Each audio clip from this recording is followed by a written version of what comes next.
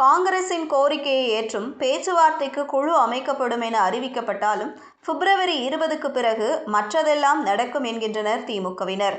1952 முதல் 1967 வரை தமிழகத்தில் காங்கிரஸ் ஆட்சி செய்தது. ஆனால் அதன் பிறகு திராவிட கட்சிகளின் எழுச்சியால் காங்கிரஸ் கூட்டணி அரசியலுக்குள் தள்ளப்பட்டது.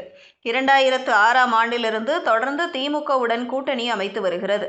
2006இல் 50 தொகுதிகளில் போட்டியிட்டு 34 இடங்களில் வெற்றி பெற்ற காங்கிரஸ் 2011இல் 63 இடங்களில் போட்டியிட்டு 5 இடங்கள் மட்டுமே கைப்பற்றியது.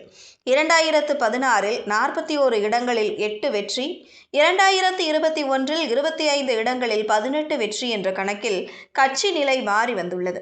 இந்த முறை தேர்தலை முன்னிட்டு கடந்த ஆண்டு டிசம்பரிலேயே காங்கிரஸ் தொகுதி பங்கீட்டு பேச்சுவார்த்தைக்கான குழுவை அமைத்தது. ஆனால் வழக்கத்தை விட அதிக கோரிக்கைகள் முன்வைக்கப்பட்டதாக கூறப்படுகிறது.